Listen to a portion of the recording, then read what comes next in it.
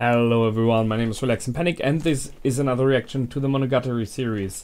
It's Ougi episode. Ovari Monogatari, sorry, episode 5. And as always, if you want to see the reaction itself, just go down into my descriptions, replace the circumflex dot parts with real dots, and enjoy the reaction. Once you've done, feel free to come back here and hear out my thoughts. So, see you soon. For those that came back, welcome back. As always, a good episode, with, as always, a lot of stuff in it which I possibly missed.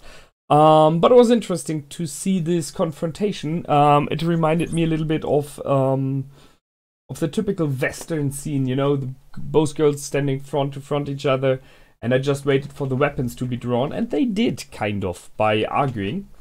And as it is in the picture here, in the middle of this whole argument is Araragi himself. He's standing and being the thing fought about. At least it feels to me like that. They made it pretty much more visible and clear that Ougi has some weird kind of influence over Araragi. She is able to somehow manipulate him, dealing with his memories, playing with his consciousness in a very strange kind of way. She invited herself to what's happening, and we had that in the past episodes as well, that he's like, did I say that? Did I invite you? I may have forgotten, stuff like that. So she's able to somehow modify his thinking, his memories, and seeing that, I see it as an option that his missing memories, he didn't remember things about specific girls in the last episodes. Maybe, just maybe, they have to do with Ougi as well, that maybe she removed those memories, whysoever. Still, it's very mysterious for me who she is and why she does what she does. However, there was this first sentence in this episode, or one of the first, of Araragi trying to explain who is Ougi-chan, and there is a sentence you're always writing down. Ougi-chan is Ougi-chan, sorry, Oshino Ougi is Oshino Ougi. So, sure. But that's something you could say about everyone, you know? You could say Araragi is Araragi, which is true. It's a definition thing.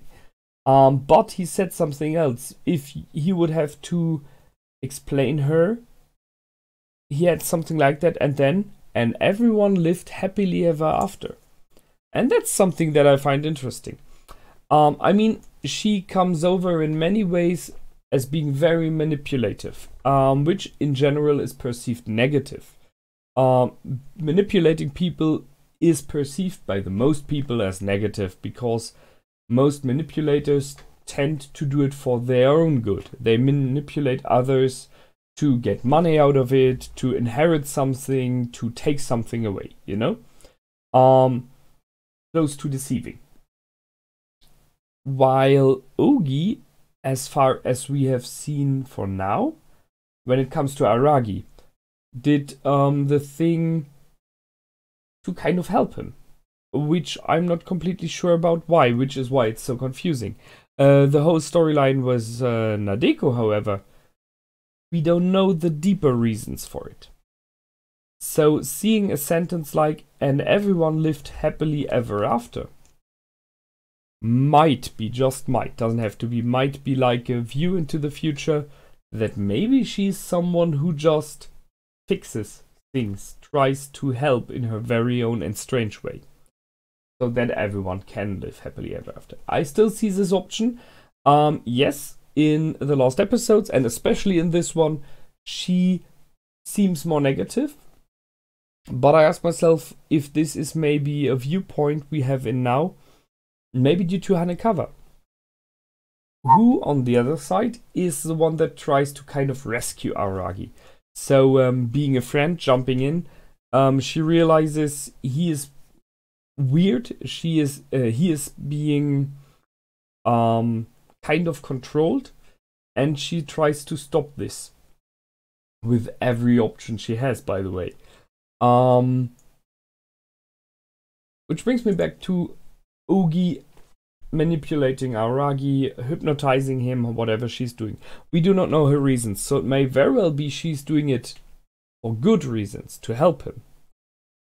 However, whenever you take the free will of a person away, it is perceived negative, and that's why Hanekawa jumps in.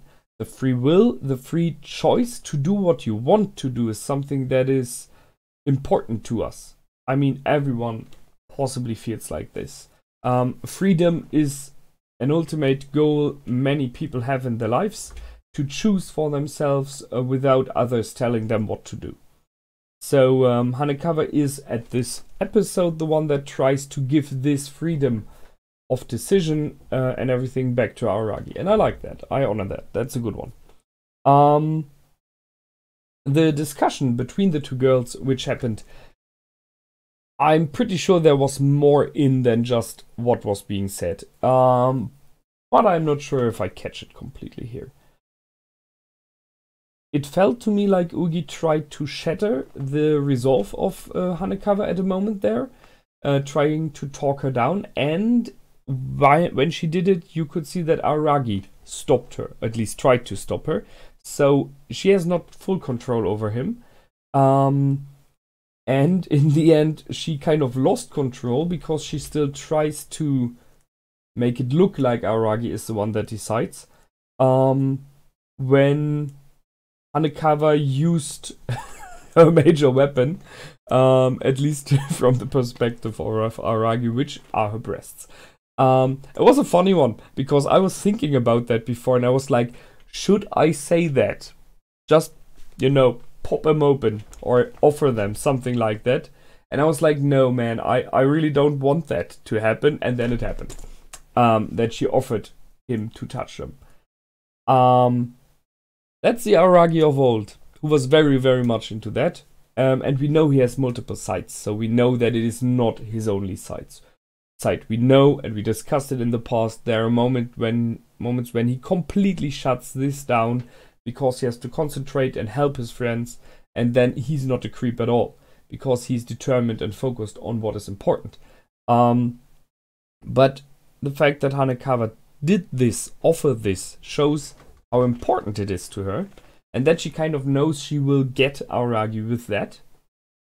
And as he later on discussed in his inner monologue, it is why he chose to go with her instead of Ougi.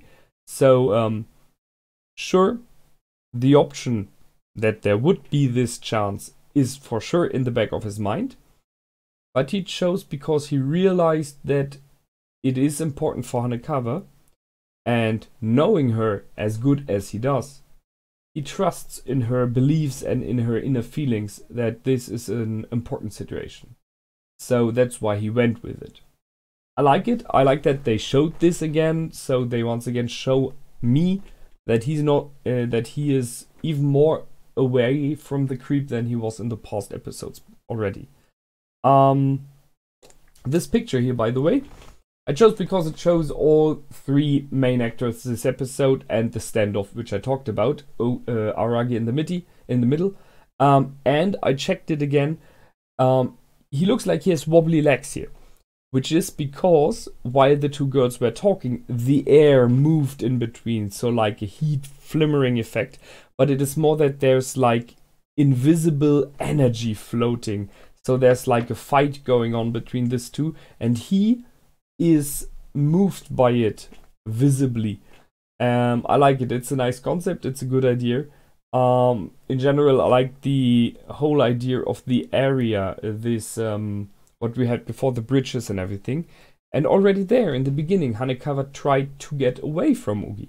So she is there and knows something is weird with this girl. We had the knowledge sentences, which one of you pointed out very clearly in the last comment section. Thanks again. So this, I know, you know everything. So the strange difference between Hanekawa and Ougi, the one knowing everything, or at least knowing a lot of things. Oshino Ougi stating she does not know anything at all. I know nothing. That's a weird statement to say. But with the additional option, but you know, So there we are again on the tapping in on your brain and memory. So Ougi may be having access to the memories of Araragi, thus knowing what he knows. And somewhere in the back and far away is still Gaen with being so omnipresent, knowing stuff. It's interesting. Still waiting for the big revelation, but there was a nice episode. It was really good.